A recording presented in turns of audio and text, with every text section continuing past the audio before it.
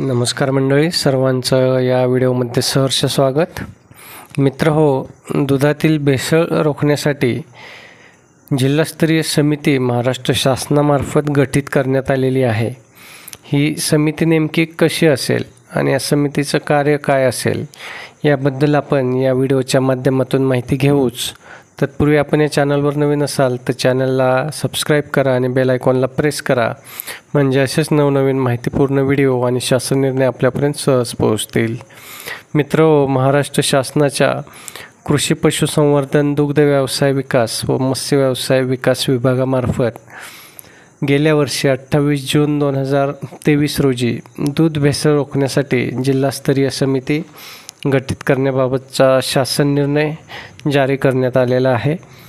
आपल्या राज्यातील दूध दर व दूध भेसळ प्रश्नाबाबत दूध उत्पादक, सहकारी व खाजगी दूध संघ, पशुखाद्य उत्पादक कंपन्या व शेतकरी संघटनांच्या प्रतिनिधींसोबत 22 जून 2023 रोजी माननीय मंत्री पशुसंवर्धन व दुग्ध व्यवसाय विकास यांच्या अध्यक्षतेखाली बैठक आयोजित करण्यात आली होती. सदर बैठकीत दूध उत्पादक संघटनांचे प्रतिनिधी यांनी राज्यात दुधामध्ये मोठ्या प्रमाणात भेसळ करण्यात येत असल्याचे नमूद केले. सदर भेसळीमुळे एकूण दूध उत्पादन व मागणी यामध्ये तफावत निर्माण होऊन राज्यात दुधाचा कृत्रिम फुगवटा तयार केला जातो. त्याची परिणती ही दूध उत्पादक शेतकऱ्यांच्या दुधाला रास्त दर मिळत नाही. याशिवाय दूध भेसळीमुळे जनतेच्या आरोग्यावर विपरीत परिणाम होतो. त्या अनुषंगाने दुधात होणाऱ्या भेसळीला पायबंद घालण्यासाठी माननीय मंत्री दुग्ध व्यवसाय विकास यांनी दिलेल्या निर्देशाच्या अनुषंगाने जिल्हास्तरीय समिती गठीत करण्याची बाब शासनाच्या विचाराधीन होती. राज्यात ही दूध व दुग्धजन्य पदार्थात होणारी भेसळ रोखण्यासाठी आणि राज्यातील जनतेला स्वच्छ व गुणवत्तापूर्ण दुधाचा पुरवठा होण्याच्या अनुषंगाने खालीलप्रमाणे जिल्हास्तरीय समिती गठीत करण्यात येत आहे. संबंधित जिल्ह्याचे अप्पर जिल्हाधिकारी हे या समितीचे अध्यक्ष असतील. संबंधित जिल्ह्याचे अप्पर पोलीस अधीक्षक सदस्य असतील. संबंधित जिल्ह्याचे सहाय्यक आयुक्त अन्न व औषध प्रशासन हे सदस्य असतील.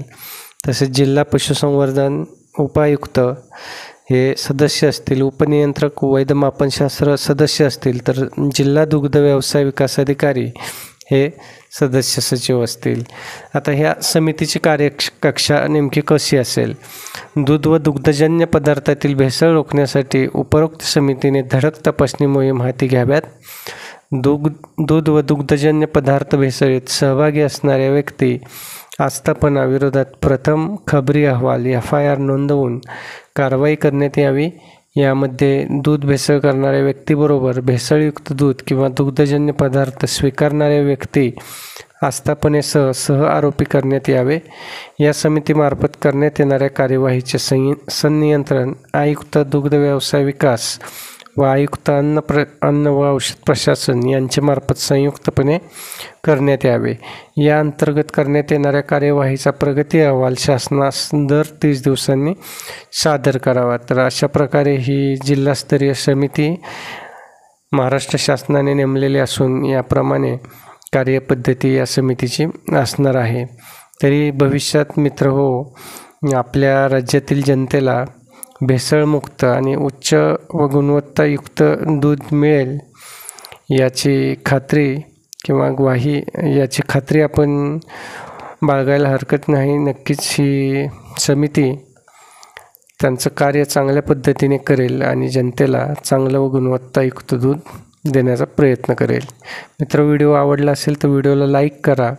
तसंच जास्तीत जास्त दूध उत्पादक शेतकऱ्यांपर्यंत हा व्हिडिओ पोहोचवा, म्हणजे जर त्यांच्या माहितीत कोण दुधात भेसळ करत असेल तर त्यांना त्यांची रीतसर तक्रार करता येईल आणि दुधातील भेसळ आपल्याला रोखता येईल.